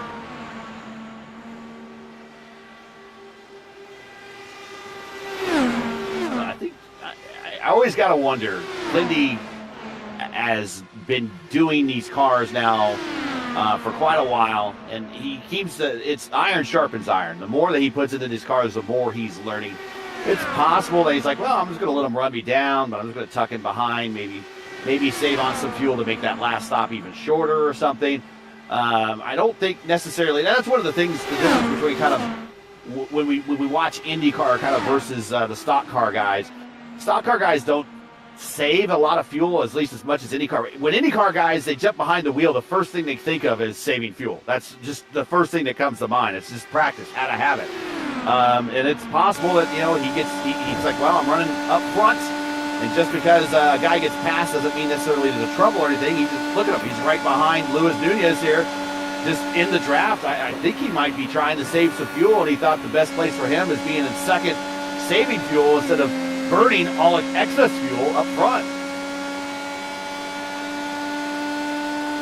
Yeah, it seems to be at this point. Just going to play around with gearing, play around with the fuel mapping maybe a little bit. Save that gas, make sure he stays in the margins. We know how close it's going to be in the long term for the big play for this race. At this point, Ludwig 5-4's having to try and change up different lines here. It's now working on the high line pretty clearly. Nunez with wrap at the bottom. Going to be quicker here as Glenworth is backing off his pace significantly. And we're riding with him. Now we cut back to the out of car, but he's in sixth gear down the front stretch now. Big roll out of the throttle. Down to third gear in 1 and 2. Now down the backstretch in the fourth gear. So, yeah, I think he's backing off a little bit. It's going to be in fourth gear. Big roll out of it in 3 and 4. You don't have to. That's by choice. Down the front stretch. Still within the draft envelope of Nunez, so he's getting the benefit of the pull down the straights. Now watch this going into 1 and 2. Third gear.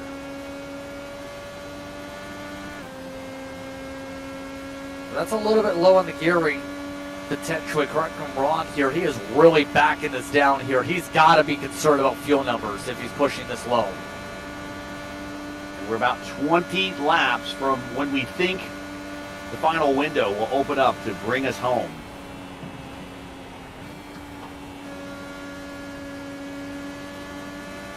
And Clinty now falling back to 1.2 seconds to our leader. Leader's seemingly pulling away right now. But is it because Clinty has a problem? Or is Clinty playing a little bit of strategy and saying, okay, you just do your thing, burn up your tires, I'm going to catch you back up here in about 20 laps from now? Well, I think it's more so a mix of the two, maybe. At least what my thought is. Try and save the fuel out, but also let Nunez burn up his stuff. See if he can catch up later on in the run. You know how Nunez has been able to spark later in the run. Have to see where things go. Santos, mind you. See where the margins have been going on his sake for third spot, meanwhile. He's been running the same pace as Nunez. Alton has been running the same pace as Glenworth. So there is different philosophies going on for the 37-11 to the 1 and 20.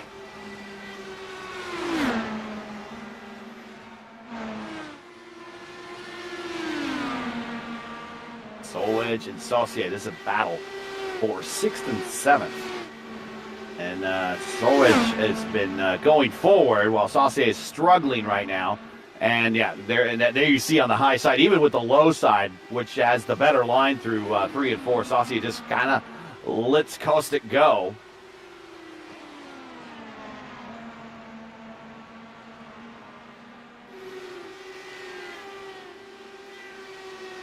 At that point, just have to let them at this point with the speed difference, just with the way things are shaping up. You can't really force them to just ride on behind. No. At this point, you know where your pace is. You know where your strategy's playing out. Don't fight it. Don't get yourself into an accident. try and get yourself to the end. You know your fuel number opens up in less than 10 laps. Yeah, Drive to Survive. Again, it's more than just the name of a Netflix show. It is really a strategy.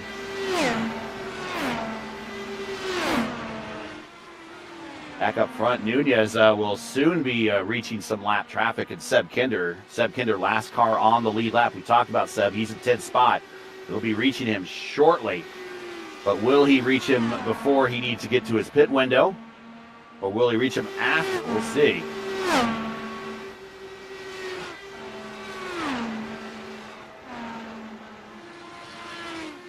Again, some of these guys are like, man, I could use a caution right now. But you look at every car on the racetrack. You look at every car on the racetrack. There's nobody really all close to each other, really. I mean, everyone's kind of separated by a minimum of a second. So where the cautions are going to occur, where the car is in close proximity, and there's no cars in close proximity. So then you have to hope for a car just to have a driver to have a mistake and just put it into the wall. And you don't see that, especially when now all these drivers are hyper aware, especially where they are in the race. They're within sight of the end, and the last thing they want to do in a 250 lap race is see sight of the end and not bring the car home at this point. No, exactly. You want to be able to get your chance to finish out this race. You want to be able to take the checker flag with how long this race has been. Take the points. Think about the big picture for the championship. Go from there. So at this point, that's where the long run play is. You have to be able to keep that mindset. Think big picture. It's a full series championship. It's not about just one race after another. Big races. Take a look at what's coming up next. Yeah, we have coming up here after a little bit of an off time between here and our next race. We'll be at Michelin Raceway Road, Atlanta for round 7. Start time 3 p.m. Eastern time right here on Green Flag TV. Don't miss it. I will not be at the booth. Unfortunately, I have family members that have birthdays that weekend, and I must serve the family obligations to that. So might be you, Justin. Might be somebody else, but I will not be here. But looking forward, that'll be our final road course race of the season. Probably something that Luis Nunez and Julian are looking for. Both those guys very good on the road courses. And then we wrap up with 2 one-mile ovals, historic 1-mile ovals for IndyCar history, the Milwaukee Mile and Phoenix Raceway to close out this season. 9 rounds this season for this championship. Waiting for final pit stops here very shortly. And our leader has caught Seb Kinder. Now could have potentially just lap him. You know how these cars are going to be able to fight. Hold on to the laps, though. Going to be interesting where things go. Should get the green light on fuel by a sizable couple laps this time through. Nunez just rapidly quicker on the racetrack at this point. If not even, we're trying to go for the block. I think at this point, Kinder knows this. Let's go. And there goes the 97 lap down. The 86 next up the road, 5 seconds. Viola's just got a meatball. A third one today. Yeah, Viola's, I think we just saw him ducking out of the way there. Just trying to bring a very injured car to pit road. This would be a final stop for him. He has gone 55 laps, and we are 55 to go. So, maybe not push it as hard for this last stint and make those tires last maybe 1 or 2 more laps to the end. But this would be his final stop right here, for sure. Yeah, my concern is he's popped the tire every single run. So he's going to have to hope he makes it to the end without popping a 4th one here on the day.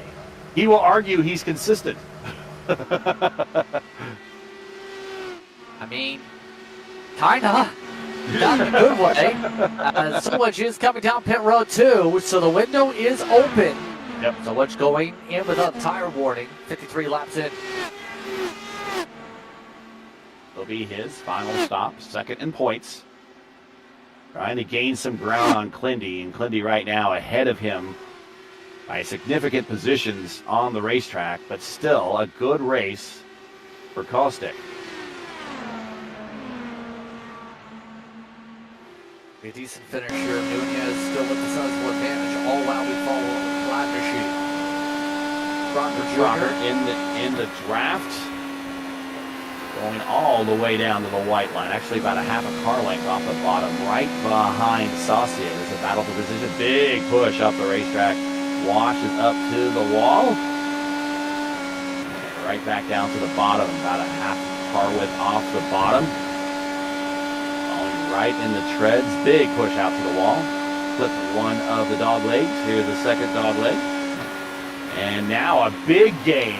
A big gain in the Saucier. Saucier struggling here toward the end of his stint.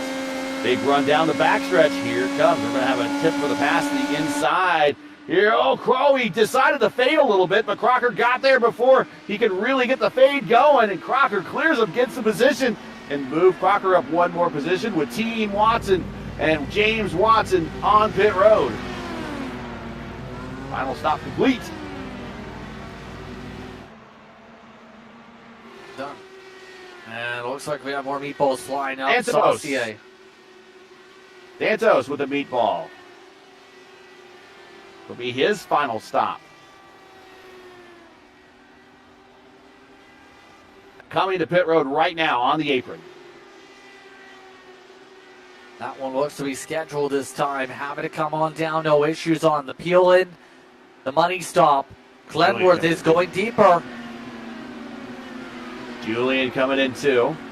Right in front of him was Teixeira. Teixeira is one of the last cars on the lead. Actually, he's a lap down now because of the way the stops are falling. Edson Santos completing his final stop. Two cars coming in side by side. That is Saucier and Mason Mitchum. Crocker done with his final stop. Clindy's still out there. Oh, Clindy goes wide on the pit entry. Clips the grass. We might have to see a replay on that. That might cost him a little bit of time.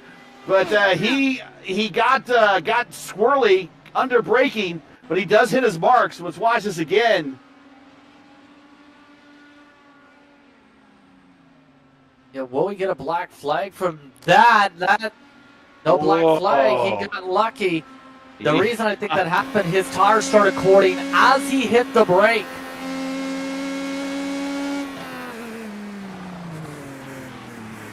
Clindy's got a hold. He's got a hold on pit road. So that's going to take him out of the running, and that's going to really turn this race over to Luis Nunez.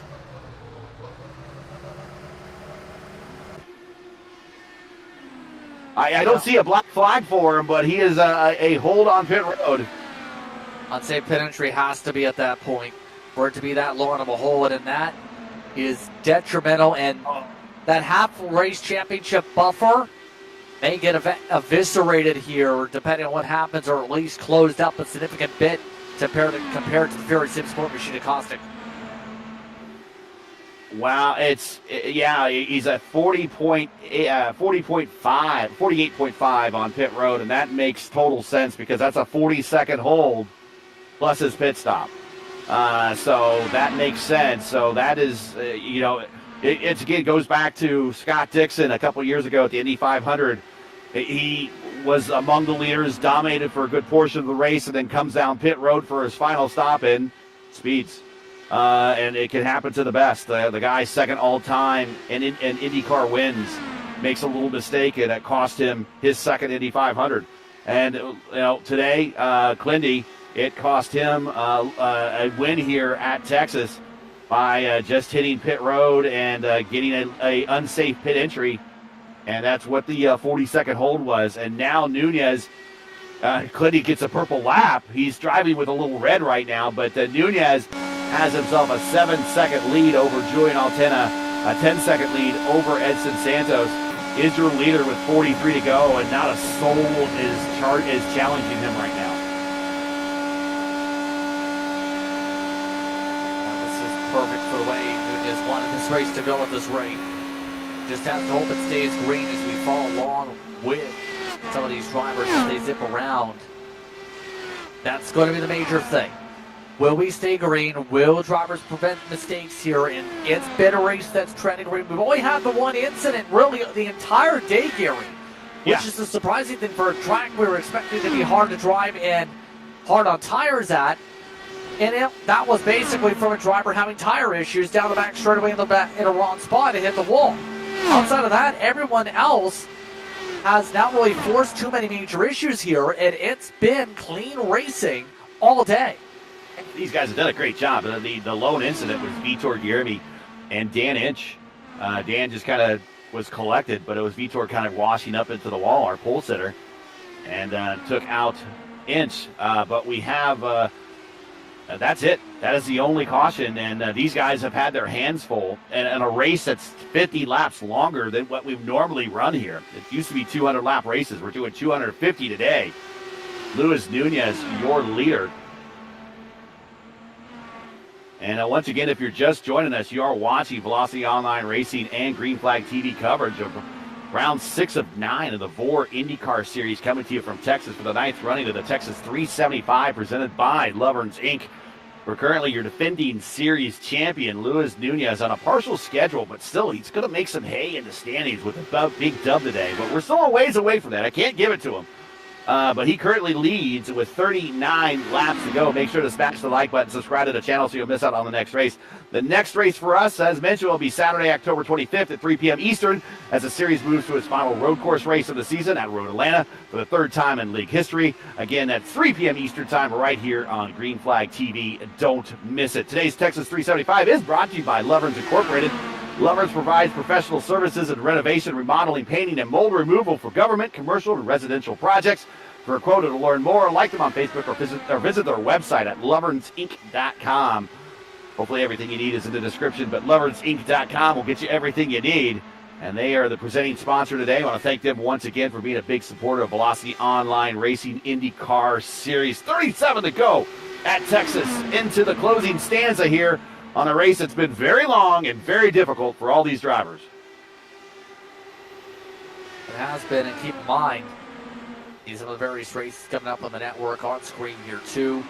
Amongst those later tonight, SRA Talladega. You also have Sunday going to be busy, including Auto Club for CIS, but also PPL. Going to be with Lategi, 2:30 p.m. start.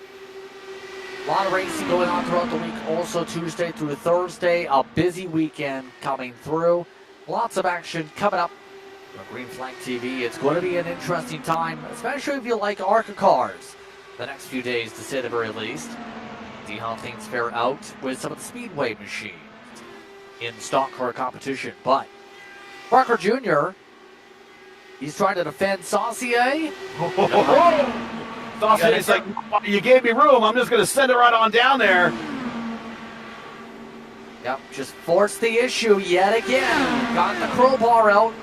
Crocker Jr. to get the block off. I think Saucier's got the spot long term here. It's just about getting the pass done. That will be in the booth for that CIS race at Auto Club Speedway in Fontana tomorrow. Thomas Mustanen has an opportunity to clinch the championship very early before the end of the season. So depending on how he finishes there in that 400-miler, check that out. That will be tomorrow right here on Green Flag, and I'll be in the booth with Nolan. That should be a pretty good race. Sauce, big run on the outside. He will suck right up to the backside of Crocker to the inside. He wants that position back. Crocker had to lift a little bit with the lap traffic there, and that's going to allow Saucier. He's not ready to slide up, but he did clear. Oh, right there. Don't lift. Oh, almost contact going through the dog leg. A little bit sketchy. Just got to be able to keep it stable. Mind you, lap car. Coker's going to go to the bottom. He's like, I'll get that spot back. That's just for track position. He's only 2 laps down, so he's still eligible to fight. League rules say if you're more than 3 laps down, you should really yield, and he is battling back. And right, everything right where it was about 5 laps ago. It's all over again. Top 7 on the lead lap. Yeah, it is getting pretty dicey out there, especially with cars that aren't on the lead lap still with a lot of pace. still have 30 laps to go, and at this point, these drivers just hoping for the best. We'll say Crocker Jr., at the very least, with that, able to hold on to the spot for now. Saucier already digging and trying to keep the momentum high, though. Look at that. Went all the way up to the third line to dime it off, set something up to be able to attack Crocker.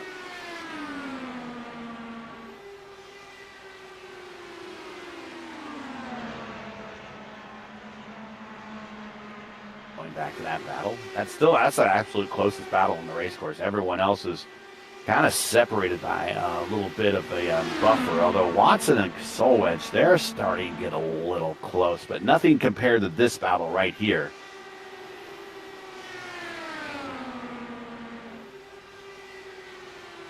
Yeah, this has been some decent battling amongst these two. We know Saucier loves the top line. That's why he's so committed to it here. Had to get out of the gas a little bit. Still got the run to take the inside away. He's going to have the preferred line through 3 and 4, and he will slide up, take the position. And now, let's see how Crocker, it's down! Oh, man, almost left front contact to that right wheel. Crocker on the outside just sends it, gets the spot back.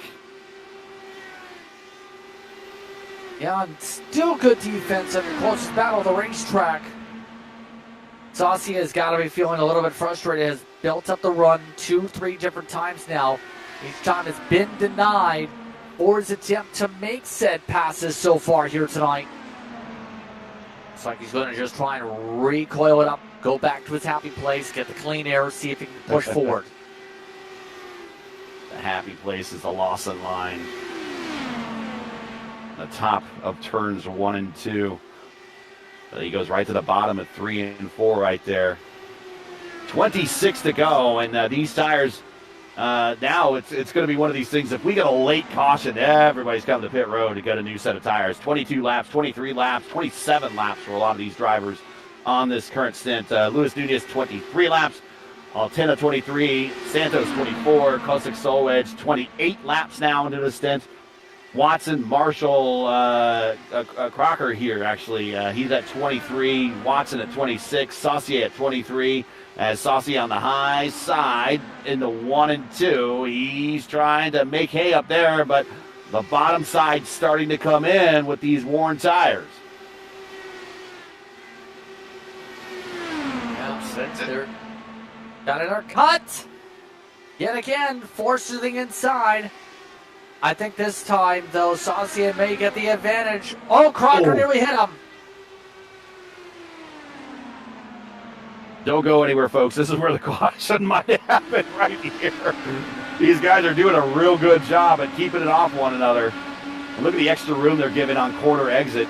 Saucier to the inside, gets the position back, but it's not, I mean, we've seen it time and time again on this entire battle. He'll hold it for a little while, and then here comes Crocker on the high side. And he's just right. Oh, and that time, Saucier stayed high and actually did a little bit of a block on Crocker. Now to the inside, he's going to defend. Yeah, able to get the pull. That's kind of some of the games you have to play arrow-wise. Take away the preferred line, get the job done. Don't allow the crossover back. Set things up to separate out from here on out. 21 to go. Give it a like, share, and subscribe to the channel. Next race for us, 2 more weeks at Road Atlanta.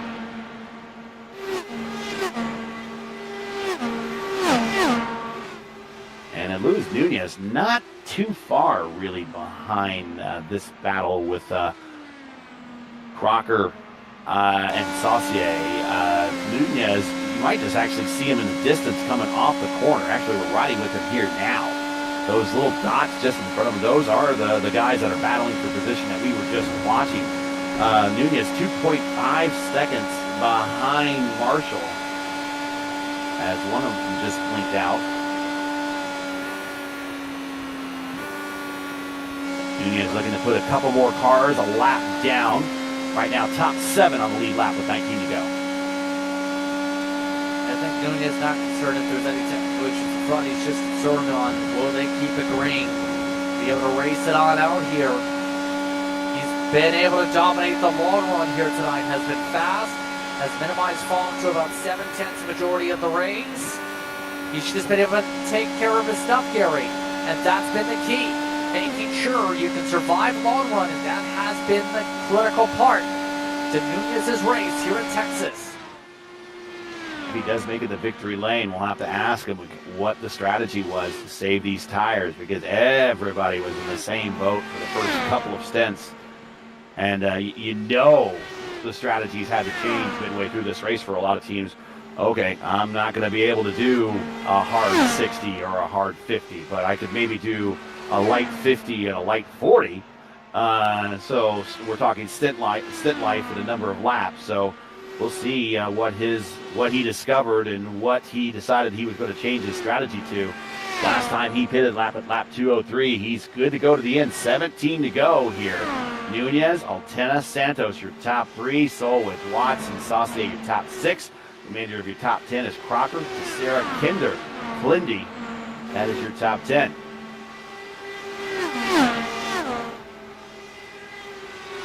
All pace themselves with the way things go with less than 15 laps to work with. Right now, theories were a lot of these drivers will shuffle by the end, but it's about keeping clean from here on out. Just mindset, drive on forward. Don't get too many aggressive battles. Go from there. It's all about managing the tires today, and that's why drivers like Nunez, like earlier on Clintworth, just knocked down time. Altena's been really good on the long run too.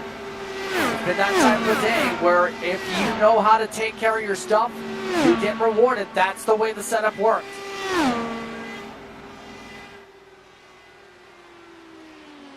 There is Julian, watching him. He is now in second spot, the defending winner from the last event here.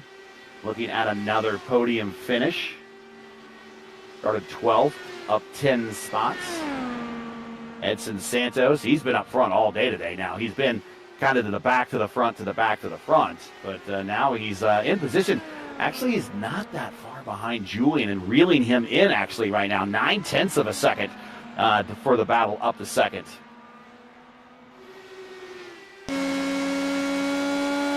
Yeah, it's taking a little bit. You can see that big change last lap with Santos on the closeout. Yeah, I kind of think right now the 11 might be starting to flip a little bit. Got a little bit tight last time by. See what the interval plays this time? Well, it's the same. Yeah. I think Julian might be starting to have to let it roll a little bit more on center. That's where Santos can take advantage.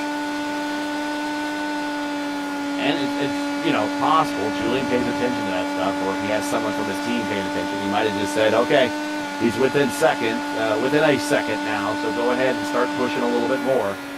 Julian could have been anticipating this, so we'll find out here. But Santos, we're riding with him now all the way down to the white line through 1 and 2. Coming to 10 to go this time for our leader.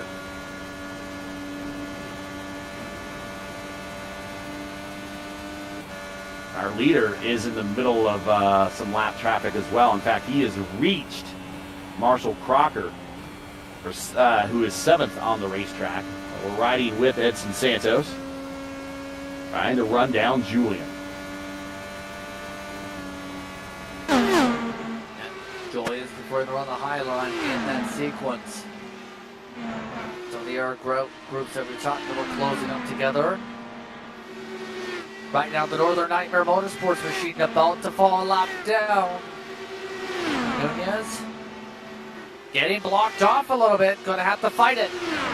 Now, if I'm Crocker, I've gone 200 and almost 250 laps. I'm going to fight tooth and nail with 8 laps to go now to stay on the lead lap. I do not want to go down a lap at this point in the race. But he might have to concede that, and he does. I think the rule is you have to concede at that point anyway, is it not, with under 10 to go? I would hate to have to go that long and all of a sudden, now I'll give it to you. Seems like such a waste, but that's the rules and regs of the league. So move Nunez, who still continues to lead. He is now lapped up to P6.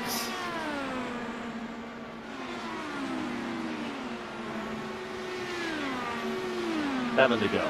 Coming to 6 to go through 3 and 4 on the bottom. Your domination from Nunez, 112 laps. Glenworth led 78 in the middle. But Nunez bookended domination here today. Just has to make sure he doesn't slip up. Has to get around Saucier and then a couple others, and I think he's set free from there. Nunez has 6 career wins in the series. He gets the win today. He'll move him out of a 3-way tie with Craig Forsyth and former champion Mark Murphy, and move him into a 6th place all alone, all time behind Jesper Orman, Alex Van de Sant, Julian, the Brazilian Storm, Bruno Miranda, and Isaac Morris and Josh Tucker. So he will be all by himself with 7 career wins. He goes underneath Saucier to put him a lap down. Now only your top 5 on the lead lap. Coming to 4 to go. Here in the 375 here at Texas, presented by Lovern's Inc. Thanks everyone for joining us in the final stages here. Defending series champion, looking to put together another dub this season. He won at race 1 of our 2 Indy Road Course sprint races, looking to get win number 2 and be the second repeat winner this season after Clindy. Clindy won at Homestead, won at Indianapolis. Now Nunez looking to win at Indianapolis on the road course and win at Texas on the oval. 3 to go. Looks like Loud can't make it the distance. He just pit from the back of the field and had issues on pit road. Everybody else should be able to make the distance here with these slower runs. It's about time that we see things finish out strong for this field. It's been a long day, but now it's about finishing out this day and evening without any tire pressure. Less than 2 to go. Yeah. Now he's like, I want these tires to get through these next couple of laps. I don't need a blown tire now. In second lead, white flag in the air this time. Dominating day for Nunez. Ready to cap it off. 119 laps led by the end of this one. He's been a strong driver throughout his iRacing career. He's ready to close it out here in Texas. In the 3 and 4 final time, win number 2, win number 7 for our defending series champion. The number 1 car goes to number 1 in Texas. Your winner, Luis Nunez. Here comes Julian off the corner. He will hold off Edson Santos for second. Edson Santos will come home third. Kostik Solwich, he's going to make some major strides in the points. He'll come home fourth. James Watson, very quiet and consistent run for the community veteran. 13 spots improved. He comes home fifth. Saucier is now finished. He is sixth. Crocker seventh. DeSera eighth. And we'll get the remainder of our standings here in just a second.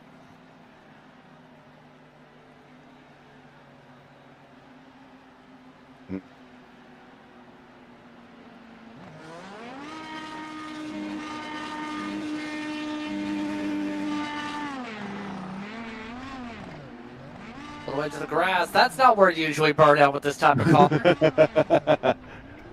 Victory Donuts with a little greenery.